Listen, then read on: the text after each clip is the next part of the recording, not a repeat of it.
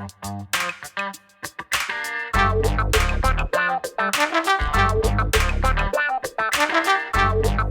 guys, Montel here, and welcome to this edition of Let's Be Blunt with Montel. I'm so psyched to have the conversation that we're about to have today, and I hope you're going to enjoy it. My guest today has owned and operated and represented traditional healthcare companies for over 20 years. He's now applying that experience to helping people find relief through medical cannabis and CBD. He is the CEO of Doc MJ, the chairman and founder of Floridians for Safe Medical Cannabis Care, and an attorney by trade. Aaron Bloom, thank you so much for being a part of Let's Be Blunt with Montel today, sir. Hey, Montel, thanks so much for having me. It's a pleasure to be here. Absolutely, absolutely. Why don't you start off by telling us a little bit about your background? Where are you originally from? I'm from Tampa, Florida, originally. Okay. Spent some time living in New York City as well, and enjoyed that. So I've been around. Where'd you go to school? And okay, so I graduated college in Florida from the University of South Florida. I went to law school at the University of Pittsburgh in Pittsburgh, Pennsylvania. And then I was actually a criminal prosecutor on Long Island in New York for 3 years, and handled a lot of drug cases there, which was an interesting view of the world and how drugs were handled in the late 90s. And you probably prosecuted a lot of several marijuana cases, right? We did, but interestingly enough, it was pretty easy to dismiss those cases. Even back then, they would arrest people for it, but it wasn't really treated like a serious crime for the most part. That's pretty interesting, because around the rest of the country right now, even in states that have medical or adult uses laws that have passed, they are still arresting people for possession of marijuana. Yeah, it was usually they would arrest them if there was something else going on, and it was an excuse that they wanted to arrest them. But what was interesting is, clearly the people who came in who were drunk had committed far worse crimes and had done much more violence and domestic violence, and just it was so much of an impact on society than cannabis. Even back then, we were looking at ourselves saying, what are we doing with people with marijuana, where alcohol is creating so many more problems than marijuana. But I mean, I guess, I'm sorry, I'm a little jaded, because I just believe that this was just a continuation, not on the war on drugs, but the war on people of color. So it was an excuse that gives municipalities around the country to continue to incarcerate people of color, making sure they can feed into this industrial, commercial, prison system that we have. And you don't have to. No, I'd like to. I agree with that. And one of my early introductions was I was in Suffolk County, Long Island, New York, all out in eastern Long Island, and somebody said to us, this county has 2% people of color, but 95% people in prison are of color. What's going on here? And it was very clear to me even back then that there was an injustice in the justice system. So I agree with you 100%. Sure, absolutely. And I think that's probably, I am one of those that, not to get off track, but, I'm one of those who believes that that's part of the reason why this has not changed at the national level, because there's such a lobby going on that understands that, if you, decriminalize or lessen the severity of prison terms for people of color who are arrested for cannabis, then some of this industrial complex is going to fall apart. And there are those that want to make sure they maintain the status quo. It blows my mind right now that we are at the point where we're, it is 37 states plus the District of Columbia have a cannabis law and provision on their books of some sort, whether it be medical or adult use. Yet in some of the states, I just did a podcast a couple of weeks ago with someone, I think it was in Illinois, who was saying that, you can walk out of a medical facility, drive 3 blocks, and now you're in a different little fiefdom or a different little municipality, and the police will arrest you for having the cannabis that you just bought legally 4 blocks away. No, it's a fascinating, when you step back and look at the country as a whole, the way the same product and the same THC is treated differently when you step over those state lines. Doesn't make a whole lot of sense. I agree with you. Sure. And within some of the states, it's not even stepping across the state line. It's stepping from, one county to another county, or from a city inside of a state to another city. The police in this other little jurisdiction says, nope, we didn't authorize that here, and we don't have any dispensaries, so therefore you're breaking the law. It's like, what? It baffles, it blows my mind. But now you went from being in criminal justice to working in healthcare. How did you transition? Well, I worked in criminal justice for 3 years and had enough of that. It was really a disheartening revolving door kind of system. Moved back down to Florida and ended up being a healthcare attorney and I ended up owning and operating healthcare facilities, primarily nursing homes and assisted living facilities. And so that's how I got into healthcare and got interested in the way our healthcare system works. And that sort of led me to the cannabis world. The nursing home systems they're healthcare and they're important and they do important work, but they're not really helping people. It's really where you end up at end of life. And if done right, it's dying with dignity. But then in the cannabis world, I just found, so much joy and so much reward in helping people, where you really just made people's lives better. It was just so heartening and so rewarding. It was just something I was drawn to. It's very interesting that you say you were in the nursing care world. I literally spent some time in Israel back in 2000. I think it was 2011. We went over. Actually sat down with Dr. Meshulam before he passed, of course, in his laboratory in Haifa, and had many conversations with him. He introduced me to several of the kibbutzes around the country that back then they looked at cannabis as a geriatric drug and literally provided cannabis to lots of the nursing homes because they found that, especially with some of the patients who suffer from extreme dementia or some other illnesses, and that it really worked in helping them calm down, helping them eat, have an appetite. This was like, what is this, 13 years ago? Yeah, and without the side effects, because so many of the medications that we treat the typical diseases of aging with in the elderly have terrible side effects that really impact the quality of life for seniors. So it really would be a great thing. Unfortunately, in this country, because it's federally legal and many nursing homes are funded by Medicare and Medicaid, it's a real challenge to get this product and this medicine to the seniors that could use it. Yeah, which I think is just, again, it's just an abomination in the fact that, we can't seem to get any movement at the federal level to understand. And I think we're going to have to wait until, certain individuals die off before we can make any headway. Did you have any experience with cannabis before you transitioned from the legal system over to medical? I mean, I'm not trying to blow you up or anything, but did you have any experience with cannabis as a young person or along the way in life? Very little, honestly. In college, certainly there were people around me who did it and sold it and used it. But personally, no, it wasn't something that I ever took to or helped me personally. So no, it wasn't part of my growing up experience. But when I saw the way it changed people's lives so dramatically, I was just drawn to it. Like, this is real healthcare. And when was that? I mean, give me that aha moment. When did you figure this out? When it became constitutionally legal in the state of Florida, where I was working next to one of the first dispensaries in Florida that opened up. And when we first started doing it, or they started doing it, it was primarily for children with seizures. Mm-hmm. And you would have, we called them bud tenders at the time, and they would come back at the end of the day just in tears, telling you the stories that the parents would tell you about how it changed their children's lives, and they weren't having seizures anymore. And then there was a shortage. They didn't have enough product. And to watch the parents just cry and so upset that they couldn't purchase the product because there was a shortage at that time. We couldn't keep up with demand. It just hit home that how desperate these parents were to help their children and how upset they were when they couldn't access this medication, that I thought, wow, there's really something to this. And then just, continuing to dig into it and just see all of the positives and all of the firsthand stories about how it just relieved people's pain and just changed their lives. And most people have tried everything else. It's sort of for most people, a drug of last resort. So people are desperate when they stumble across this one way or the other, and you can see that transformation. It's just amazing. It is amazing, and again, just a kind of a little national commentary is the fact that, I don't know when Florida actually passed. When did Florida actually pass its law? So it passed, the medical statute we have now passed by referendum in November of 2016. 16. And then, but with what I find so egregiously offensive is the fact that, we now know, and we've known since it happened, but, the federal government gave itself a patent back in 2002 that it applied for in 1999 after having spent money in places like Israel and other places researching cannabis for almost 15 years.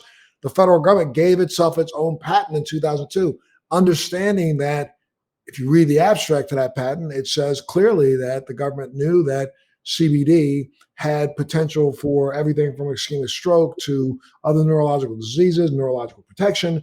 It states unequivocally what the government found out through its own research that we funded. And at that time, back in 2002, I remember NIDA, I believe, gave Dr. Meshulam one of its highest awards. This is the office that actually is against drug, that forms regulations against drugs. And they gave Meshulam one of their top awards for all the research he had done, identifying the endocannabinoid system, identifying the active ingredient of cannabis, not only THC, but CBD, then also identifying the fact that there were probably a couple hundred more useful cannabinoids. Yet it took then 14 years for like states like Florida and others to come aboard and say, this is okay, never, ever, ever referencing the fact that the federal government already said that it was such a good, efficacious drug. Yeah, and what's amazing is we're still not tapping all the potential of this drug and of this plant. And there are so many states that are still going, yeah, we're not really sure whether there's any benefit or whether it would be safe or how we can roll out a program where, when we first started doing it in Florida, we met with some people in California and they just laughed at us. The kind of questions that you ask, and people were asking about the dangers and what about, kids and what about, people driving high. And they're like, look, we've been doing this since the 90s in California. We know what's going to happen. And so it's amazing that you have to continuously prove the value and the safety of it over and over to people when the evidence is there and has been there, as you point out, for decades. And what's even more profoundly egregious, I think, is the fact that even in the last 3 years, I think we are up to now 30,000. I've had one doctor tell me it's more than that, but I'm going to go with the numbers that I think I can actually prove. There are over 30,000 peer-reviewed published documents out about the efficaciousness of cannabis around the world. There's more published documentation on cannabis than there is on aspirin. Yet we still act like, oh, well, we started to figure out whether or not this really works. It blows my mind.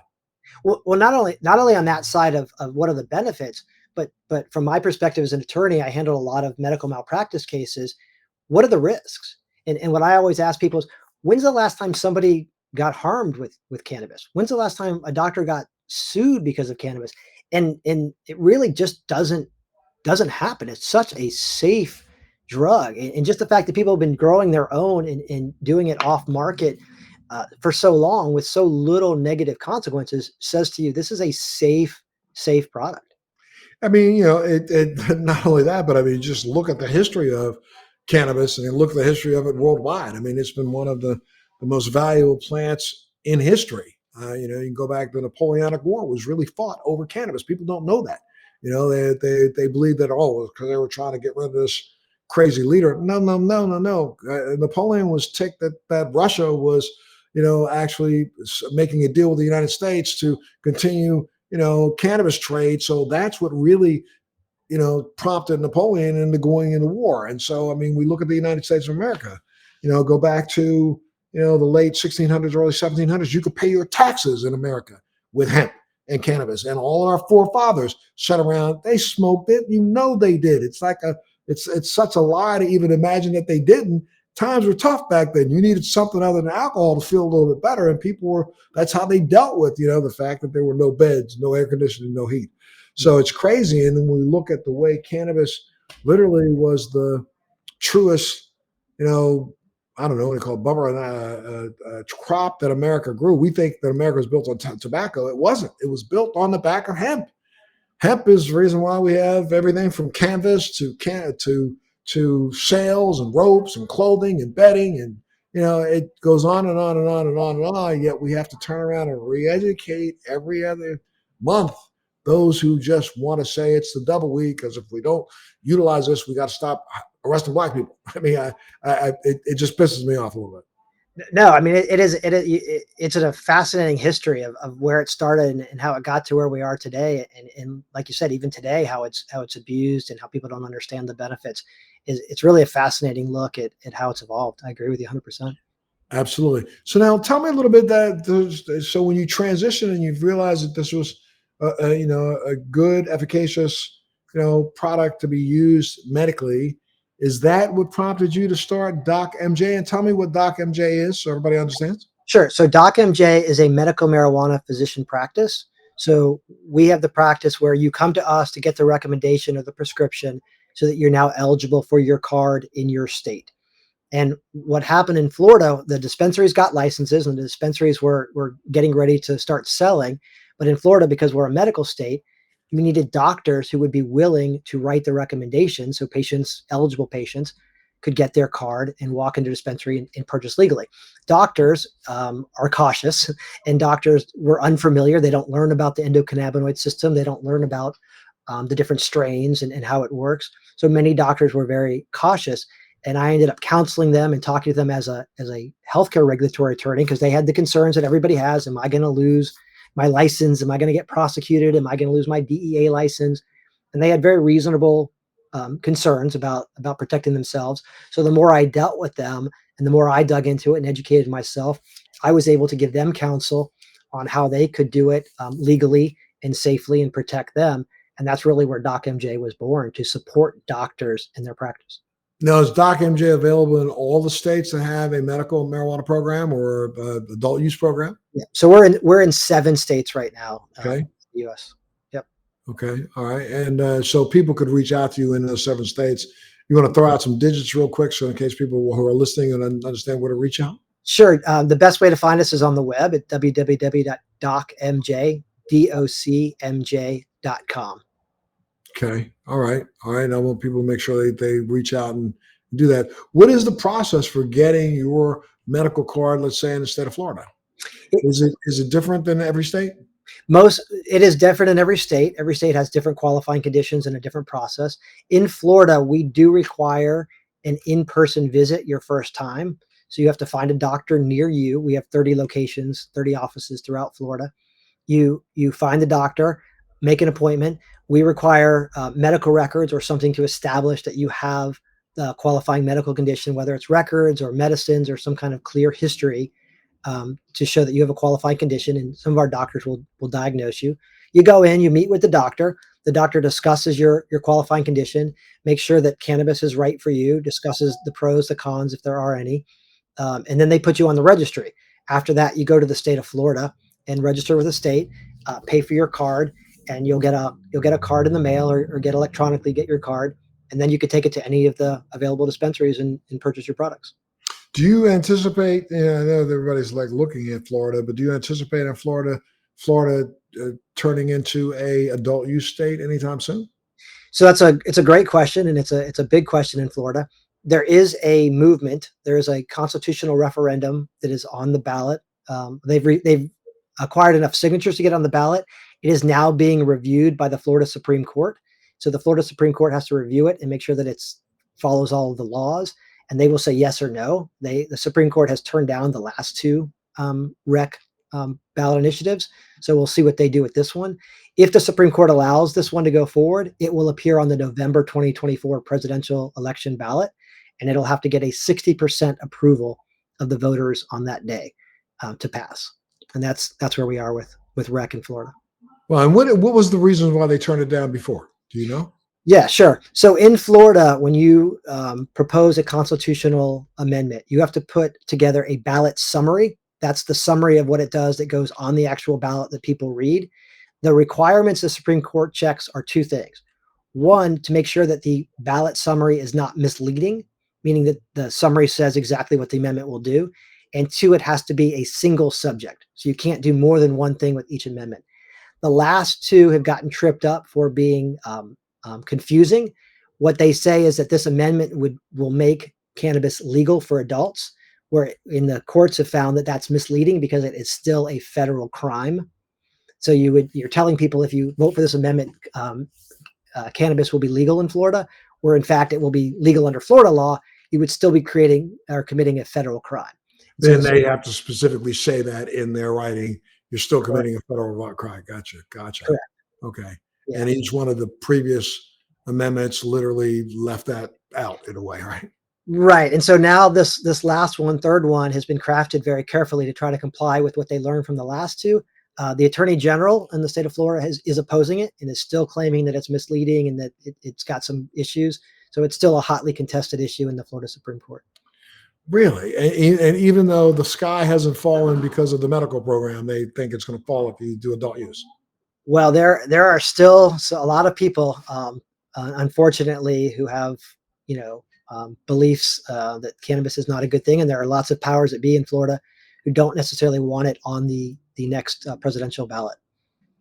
Wow. Wow. And yet, I will bet you that whoever ends up being the nominee for both parties or three parties, every one of them is going to lie like they did before last election and say, we're going to change the laws and it involves cannabis once I get elected in the first 100 days. Yeah, right. Right. Are you trying to say that they might claim they're going to do something that they don't actually do? Oh yeah, yeah. I guess that's something that's the norm. But it blows my mind though that people fell into this trap of thinking that this current administration, even though they made claims before the election that they were going to do something in the first 100 days, they haven't done anything, and now they're holding on to these little fragments of statements that come out every once in a blue moon about yes, we're going to try to consider rescheduling. And just on that note, what do you think would be best? Rescheduling, descheduling, what? So it's an interesting question. I think descheduling would clearly be best. Rescheduling, I think, opens up a whole nother host of issues. Whole nother customization. Yeah. So I think rescheduling, people don't understand that now all of a sudden the federal government's going to be involved in regulating it. And Right. I don't know a whole lot of things that the federal government regulates that makes things better. Right. So you would add another layer of complexity, another layer of regulations. And my doctors have come to me and said, "Hey, should I maintain my DEA license if the government's going to regulate it? Do I need to be able to prescribe under federal law?" And the answer is yes. You probably will need to if they start regulating it. So um, I think descheduling opens up as many challenges as it helps. I would agree with you because I think descheduling then allows the government to define what cannabis is. And so therefore you got to figure out whether or not you can have 2%, 5%, 7%, 12%, whatever. They're going to start throwing out, arbitrary rules on what constitutes true Yeah. cannabis. And that's where some of the bigger mistakes will come in. And what happens when the federal regs now conflict with all of the different 38 state regs? Now what happens? Right. And that's what's going on now. But the state regs are ridiculous. I happen to be involved in Massachusetts, and also I literally am involved in Georgia with one of the. Georgia will be the first state to allow independent pharmacists to distribute cannabis. So I'm going to have one of my products will be the first products in the country distributed in independent pharmacy situations rather than just in dispensaries. So we're in Georgia. I was with you actually in one of the openings there in Georgia. Oh, Uh, cool. and that independent pharmacy is great. I mean, it's just a great way to get access to the people in a very efficient way. So I think that's a fantastic step that Georgia's taking. I happen to be. I'm. That I'm affiliated with Botanical Sciences, and I'm going to go down again at middle of next month to help open their facility in outside of Atlanta. I think they've got one of the main or one of only two of the dispensary licenses in around Atlanta. So I'm going to go down for that. I'm looking forward to it, and I think that is a model that they've put together that even though it has no smoking and no vaping and no edibles, it's kind of, I think they really missed the boat right there a little bit. However, at least the product will be available across the state. Yeah, and I think that's sort of what I was alluding to. Every state goes through an evolution. Every state starts and is very slowly and dip their toe, and we're worried. And then when they realize, like you said, the sky doesn't fall when we have low THC, and then all of a sudden they start expanding and realizing the benefits to the citizens. It snowballs, and they'll open it up. You joined DOC or Doc MJ back in 2018. How has the acceptance of medical cannabis been within the physician community across the state over the last 5 years? So it's changed. In the beginning, nobody wanted to talk to us. In the beginning, we had trouble recruiting doctors to come to work for us. Nobody really wanted to do it. Now we turn away doctors. We have more doctors than we could possibly ever need.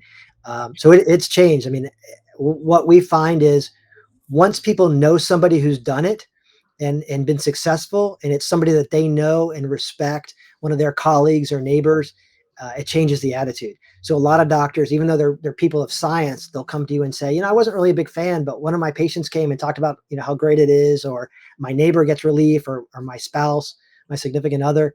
And when it's personal, when you know somebody who's benefiting from it and you see it firsthand and hear those stories. And so now we're well over 800,000 people in Florida on the registry. So everybody knows somebody who's benefiting from it, or using it to help them sleep or for their anxiety. And so now the acceptance is much better than it was in the beginning. And when you just said that, using it to help them sleep or for the anxiety, we consider that a medical issue. But in some of the states that are, adult use, I'm going to say that the majority of people who come to the table and make a choice between cannabis and alcohol, almost all of them are coming to the table for a medical reason. If you tell me that I use cannabis because when I get home from work, I want to be able to relieve my anxiety and rest a little bit, that's medical. If you tell me I need cannabis because I come home and I can't go to sleep, that's medical. So, and even if you bind it adult use wise, that's still a medical reason behind even gravitating towards cannabis versus any other kind of medication. No, and it helps in so many different ways. So many people find relief, and you do find that people are self-medicating with alcohol to relax, to help them sleep. And this is, a much better alternative than 2 glasses of wine or a couple of beers at night. And so it really is about better health and wellness and treating your symptoms and just improving your life. Do you feel, and this is something I've been kind of on a tirade about in the last couple of years, I think one thing that this industry, the medical cannabis industry and the adult use cannabis industry, has done themselves a disservice because we have not done what is our responsibility in trying to educate the consumer as much as we should be. We do a great job B2B. There are conferences all over the country, how to get started. You want to buy this machine, buy that machine, goes on and on and on and on for days. But how often do we actually sit down and talk about, first, give a CME to doctors out there who don't even know about the endocannabinoid system? They're still, I'm shocked when I speak places and there are doctors who say, what are you talking about with this endocannabinoid system? I look at them like, how did you get a license?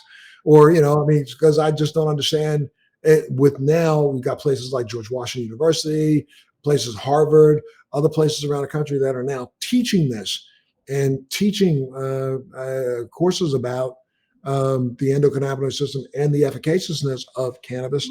It surprises me that still to the day, there are so few doctors who know that. Absolutely. Most doctors don't unless they've stopped and worked hard on their own to learn. Education of the public is job number one. I couldn't agree with you. Couldn't agree with you more. I also think they do a disservice with some of the names and some of the marketing and positioning. If you want to be rec, that's fine, be rec. But if you want to be medical, you have to treat it like a medicine and position it like a medicine.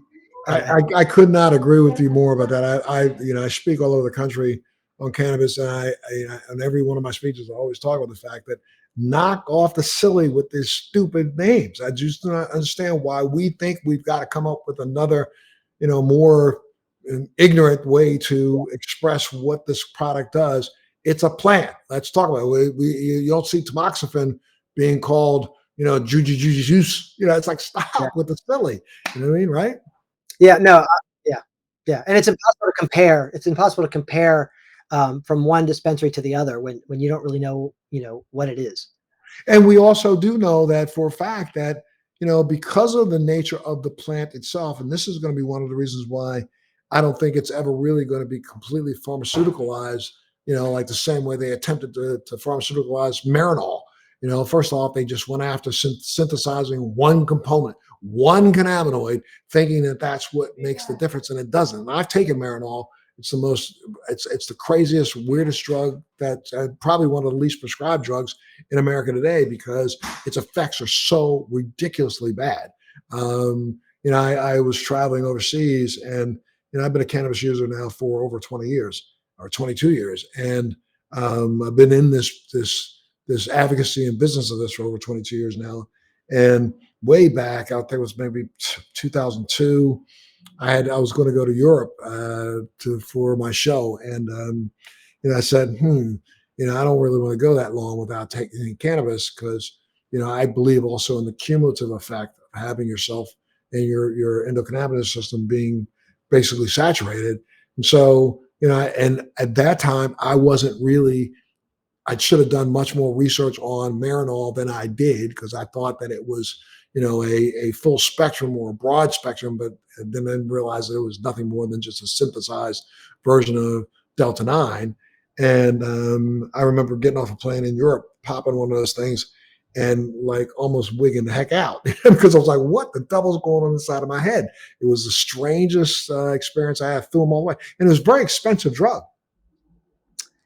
Yeah, no, it's unfortunate when things like that happen because there's so much potential with this plant that we just haven't tapped and we haven't appropriately we're not totally using it, but there's so much potential that it's just a shame that we're not using it to its fullest. Absolutely. I've been one of these people that long before anybody was even thinking about CBD, back in 2001, I was actually seeking out CBD, heavily CBD laden flower from the Humboldt County area. As a matter of fact, I even ran into a grower up there who said, "Oh, we don't like that. You want it? I give it to you." So I basically was getting a lot of what I was using back then pretty much free because people were trying to get rid of it. And then now, as we move forward, I've been working in formulations with my own product, which is a product that's called Inspire by Montel. I've been one of the only. I started off. This is like almost really 10 years ago, 11 years ago, actually speaking all over the country about, the efficaciousness of terpenes and using some of the flavonoids and making sure that we put this together and also using some of the other minor cannabinoids, which we're now starting to recognize. Finally, people are starting to come to the table and agree that there are greater benefits when you actually take a broad spectrum or a full spectrum and then enhance it a little bit with some of the other minor cannabinoids, increase what they would not naturally be, but increase them. You can get to a point where you can actually, hit some marks that we have not been hitting with it. And to your point about education, this conversation and the terpene discussion is something that most doctors and almost every politician I've spoken to never even heard of. Right. They don't understand it. They don't understand the potential. They don't understand the science, and that is a shame. And that is one of the reasons I think that we're so far behind. That this is information that just is not readily available or talked about, and it's too bad because as you talk about, there's so many benefits. And but the information is there. You can find it. I mean, Yeah. if you just go, that's one great thing about the internet. It has everything in it. So if you just dig a little deep, dig one step deep, you can start finding out information that will blow your mind. So I have formulations. I'm in the marketplace in Boston or in Massachusetts right now with formulations that I've been actually doing myself for 7-8 years. And for the last 6 years, I've made them available in various places around the country where I'm using combinations of the major cannabinoids along with some minor cannabinoids. I have, 4 formulations out in the Mass area right now where I have, a 90 or 9-to-1 THC to CBD. I have a 50-50. I have a THC CBD CBG formulation and a THC CBN CBC CBD formulation, all of which have their own particular terpene profile that goes on top of that. And I think synergistically, those things all work together. I put them together to elicit responses, and they seem to work. I've had people, I'm selling out in lots of the dispensaries that I'm in up in Mass, and hopefully as soon as we can get the products now up and running in Georgia, even though Georgia again has this non-edible, but they allow for tinctures. How do you process the tincture if it's not edible? I'm sorry, and we also have pills. Oh, that's not pill. Is that edible? Yeah, come on. But hopefully, I'm working with Dr. Fowler there, and Dr. Fowler, and Dr. Fowler has got the ear of the legislature, and I think over the next couple of years we'll tweak what's available there a little bit more and more. It's also the only medicine that is so specifically regulated by the legislature. When you go to an oncologist, when you go to your primary care doctor, there's no legislature telling them how many milligrams of penicillin to give you or how to dose chemotherapy. Like that's not something the legislature involves. Where with this drug, why are we legislating medicine? I could not agree with you even more. It's really, really very funny. I happen to be a parent of a cancer surviving child who, um, had a lymphoma, and she had it in a really, really virulent way. She got it once, and then it was cured, they claim, and then it came back, and they hit her with some chemo that I asked the doctor, I said, how can you tell? First off, I told the doctor when my daughter leaves out of here, I'm definitely getting her on some higher CBD. And he was like, well, I don't want to know about it. Don't say it. Don't say anything else. I was like, dude, what do you mean? Don't say anything. You're going to put my daughter on a medication that's going to make all of her skin on her body fall off, and you're worried about a little CBD? Come on, really? It was just I can't believe that we allow some of the medications that we allow, thinking that just because somebody made it in a laboratory, it's going to be better for you than what, if we believe in science and we believe in who we claim to be one of the smartest people in the world. For every action, there's an equal and opposite reaction. So for every disease on this planet, there is something on this planet that was probably here as a cure. If we haven't destroyed it already, cannabis could be part of that. Yeah, no, it's a tragedy, and fortunately, your daughter, had somebody like you who could advocate for her and took the time to educate themselves. And obviously, you've been a strong advocate for many years now, but unfortunately, there are too many people that don't, and so that's why the education is so important, and that we continue to talk to patients and doctors and to legislatures. Absolutely, we got to. So, tell me a little bit about your PAC, Floridians for Safe Medical Cannabis Care. So a couple of years ago, probably 3 years ago, I got together with some of my competitors, like-minded people in the space, and doctors around Florida, and addressing some of the same issues that you're talking about now. The legislatures just don't understand the medicine; they don't understand what's going on, and there was a lot of bills introduced that just didn't make any sense. There were bills like trying to protect children, and we thought, what harm are you trying to what problem are you trying to solve? They just didn't understand. So we thought, let's get together, let's try to educate them as the physicians. We're not the dispensaries, we're not trying to push the products, we're just talking to you as doctors. And so we lobby every year, and we go up, and really it's education. It's talking about these kind of things and explaining to them all the benefits that this program is having, and trying to advocate for things that we think will make the program better for patients. And how is that being accepted? I mean, you're looking at, right now we're getting ready to go into I think what'll be the next 5-year phase of cannabis. Yeah. But do you think we have to just wait till some of these deeply entrenched naysayers die off, or are we making any headway? We're not making a lot of headway. No, I think there's when you talk to them one on one, they're open, and many will readily admit that they know people who are using it successfully, and they understand the benefits in theory. But there is still a very strong reefer madness, um, anti-cannabis feeling out there in some areas of the country, and certainly some areas of Florida, and the legislatures feel sort of bound by that, and so they can't fully speak their mind and vote ways that they would like to. There's just a strong perception, for whatever reason, that's still there, still anti cannabis movement that will just take time. Well, it's really very interesting. I can think back myself, 2001, 2, 3, 4, 5, 6. I literally was working with everybody from DPA to normal to MPP to around the country, testifying, sitting down before legislative groups. It was a constant. I was probably in 3 to 4 different states every month, and all of that's kind of just shriveled up. It's almost as if our lobbying efforts have gone into trying to figure out how, as a cannabis owner, I get to buy my first yacht.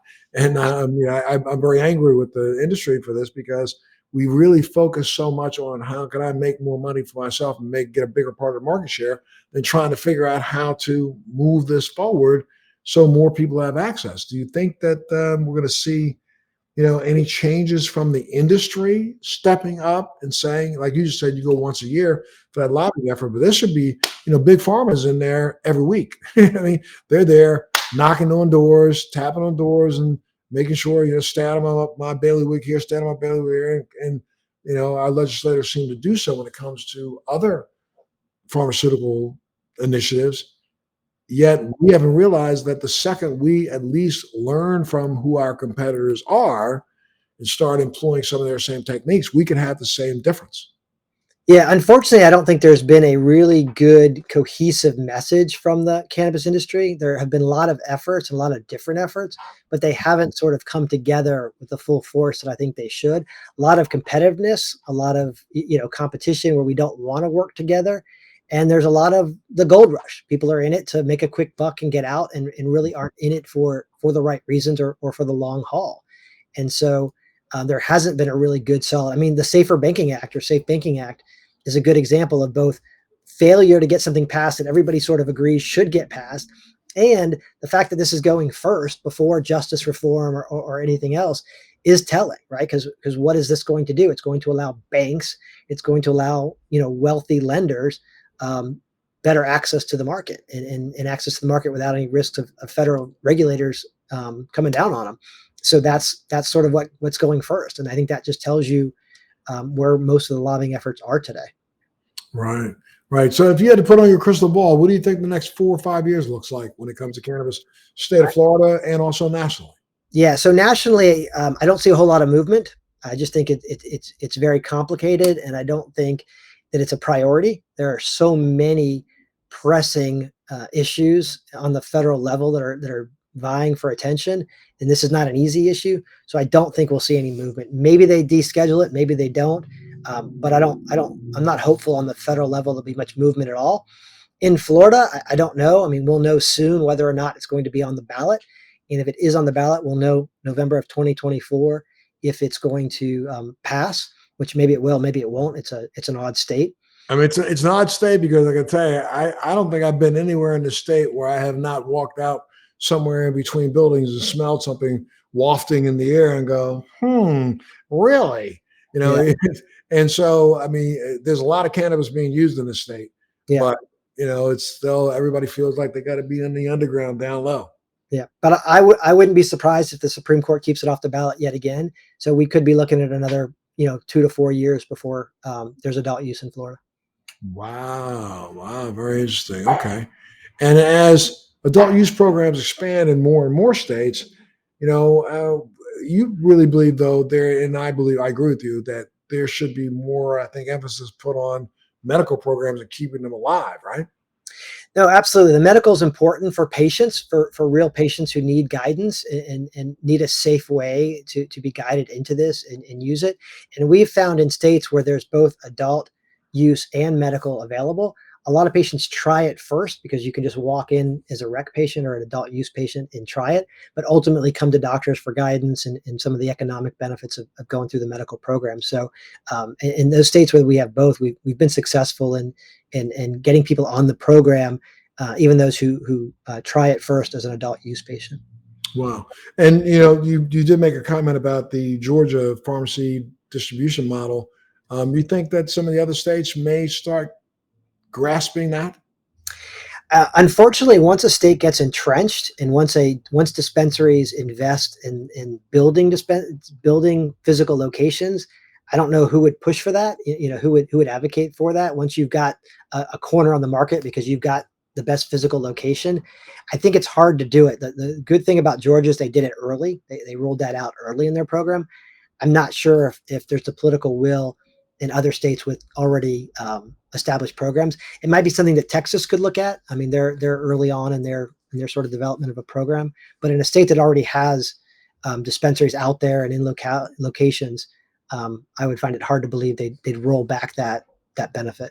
But I would think that, with the lobbying arm of the independent pharmacists, and they're a pretty strong group nationally and in individual states. I mean, the original bill that was written for the state of New York, I was part of that, helping to write that back. That was 13 years ago.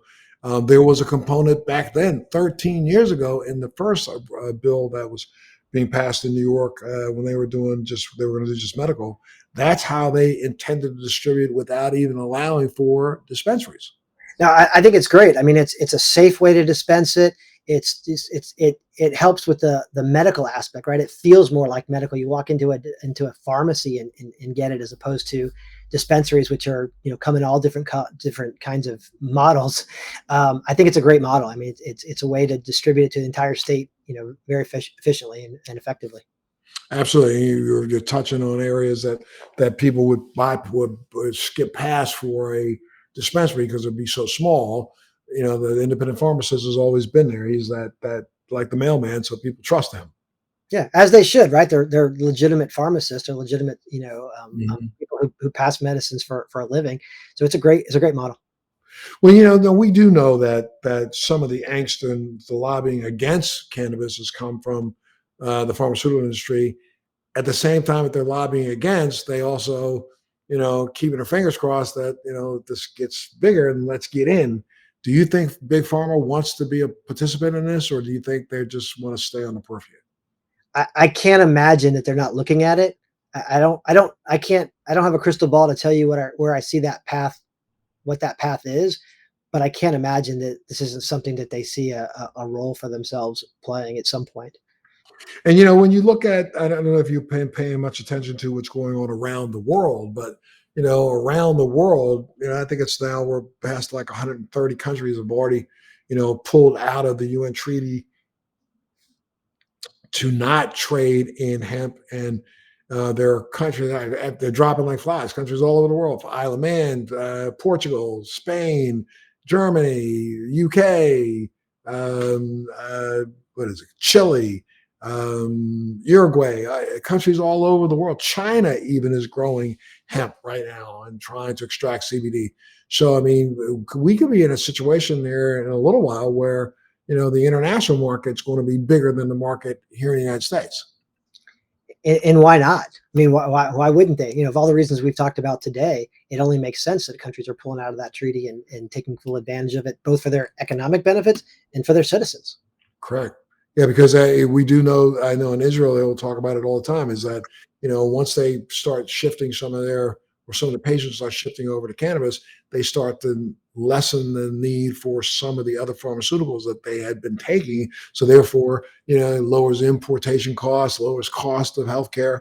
And, if you really look at cannabis the right way, I mean, it's like here in the United States, I'm constantly trying to explain to some um, dispensary owners, all you have to do is put a camera at the door. And I don't legally do that, but watch who comes in your door. The industry is still chasing the highest THC level that they can find and make sure they can broadcast out on, the front door. Get such and such skunk and you'll get, 39% THC. Most people don't want that. And when you start looking at who's coming in door, well, the person who wants that high at the level THC is buying one pre-roll. But you look at the baby boomer who walks in the door, and they're walking out the door with $200 worth of product every time they come in the door. So if we started understanding that this is, I don't mean geriatric drug, but probably the best demographic in this country to utilize cannabis would be the baby boomers. And and if we start convincing them, I'm trying to even convince those in Georgia that it's great what we're doing, but unless you get out there and start touching the community, get out there in some of these churches, get out here in some of these civic groups, and present and give them an understanding as to why cannabis. You have to reach out to the consumer. The consumer is the one that's going to drive this. Yep. And to the advocacy groups that advocate for the conditions that would benefit. So go to the cancer groups and Yes, just groups and those in the glaucoma groups and places like that would really benefit from it, and explain to them why your specific condition, how it would benefit your condition. correct. Absolutely. Absolutely. No, for sure. Well, anything else you want to add, sir?